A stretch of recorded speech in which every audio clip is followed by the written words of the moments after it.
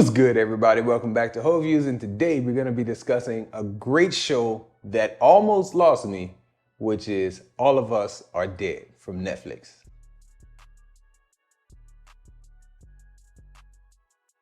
Subscribe to the channel if you haven't so far. Most of the views come from people who aren't subscribed, so I'd appreciate it if you'd help me build that subscriber base. And please frequent the channel, check out more videos, and leave us comments. First question, big question for this video would be, how did you receive this show if you watched it? And if you haven't, why didn't you? Because I think it's worthy of you giving it a shot. It's a very, very good show. So if you're a frequenter of the channel, you know that I give everything a 3-episode, grace period. If I'm into the show by the 3rd episode, it's a go. We're gonna watch the entire series or the entire season. If I'm not on board within those first 3 episodes, then it's something that I tend to back off of and not come back to or revisit. All of Us Are Dead is a great show, incredibly fast-paced and truly, truly unpredictable, but it almost lost me in those first 3 episodes. It was very difficult for me to establish any kind of connection to those characters in the show. So looking at episodes 1 and 2, you are constantly going to be introduced to new characters. And these characters, some of them are going to go on to mean a whole lot for the show and others will not. It presents a problem because all of the characters are going to be in school uniform. Everybody's faces are flashing on the screen for 5 to 7 minutes at a time. And it's just not giving off a very strong vibe as to who is going to be in this pack of survivors that I know this show will end up following. One of the best things about the show that I found out over the course of watching the show is that none of the main characters, once they're established, are truly safe. Everyone is fair game to go in any given episode of this show, and that is what is very, very attractive as a zombie property. If we're being honest, it's really what made The Walking Dead a series that connected people and dragged people in within those first few seasons, because it really gave off the vibe of real danger that these characters could or could not survive it. We didn't know from episode to episode. But over the course of time, that show saw itself, or that show got morphed into a cash cow that was just drug out, and we saw main characters living through ridiculous situations. With All of Us Are Dead, it's a zombie property. It's very different from Walking Dead because the zombies aren't lumbering. They're very fast. They're very skilled at climbing. They make their way to the characters. And while in this show, just like in The Walking Dead, you do have some main cast members who make it through some very, very amazing situations. At the same time, we have several different characters who are core character members who get taken out in the simplest of ways, in ways that as we as viewers see it as man, there's no way that you could have gotten out of the situation when you've done so much. But at the same time, it's very understandable that most of the time when these characters do get taken out, they get taken out in the fashion that they get taken out.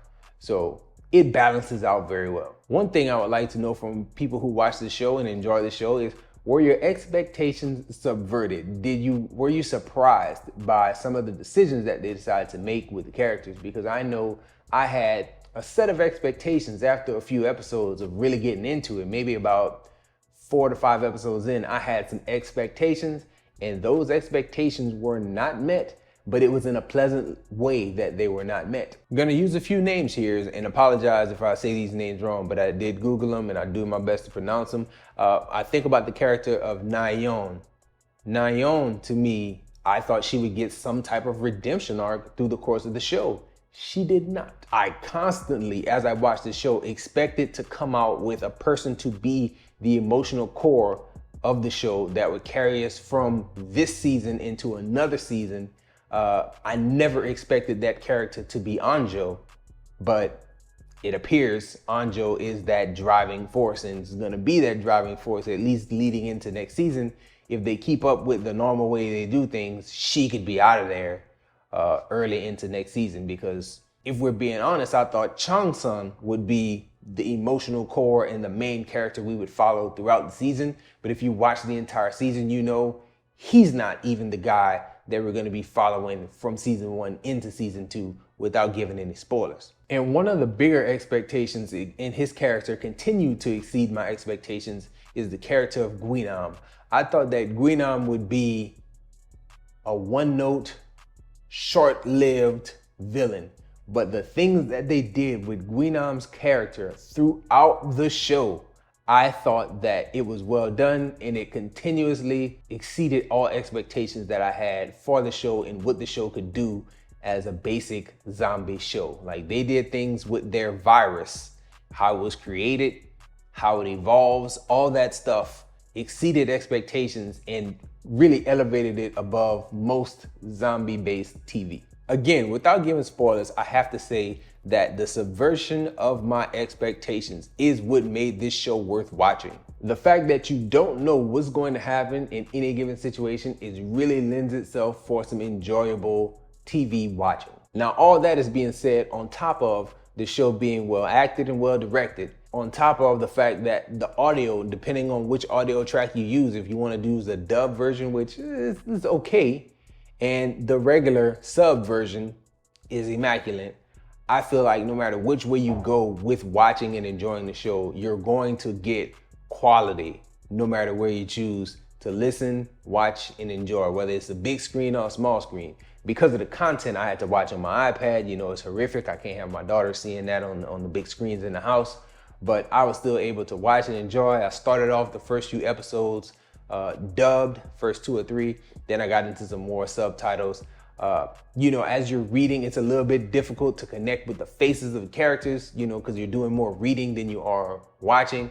But again, once I got to realize, like, okay, pink sweater girl, she's horrible. This person with this type of build, okay, I can follow. Okay, this is, I think it's Dae-soo, and this is Chung Sung, and there was a few other ones that I could recognize as I'm trying to read and follow along with the dialogue on the bottom of the screen. So it's a very enjoyable experience if you choose to go subtitle. But if you do the dub is not horrible. And I actually went back and rewatched a few episodes or a few moments in episodes to make sure everything was translating.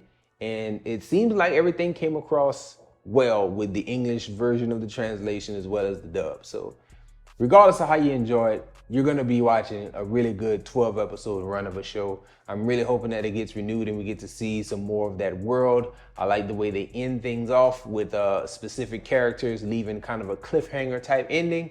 And we get like basically a brand new world to launch into after seeing the kids undergo this ordeal. And that is one thing that's also very different about the show. The fact that we get to see the beginning, their survival, and even the ultimate culmination of this experience kind of coming to an end at the end of season 1, which is normally not what we get. So again, expectations of it's gonna be a cliffhanger, kids stuck at the school, still fighting the zombie apocalypse. No, sir, that expectation is all the way blown out the water. Things are resolved for the most part, but still left open enough to where you can see a second season and things going crazy from a season 2. So like I said, I'm looking forward to that. I feel like Netflix has been killing it with their foreign made content. I'm here for it. So those are my thoughts. Let me know yours in the comment section, please. Enjoy yourself, guard your heart, and go watch something good.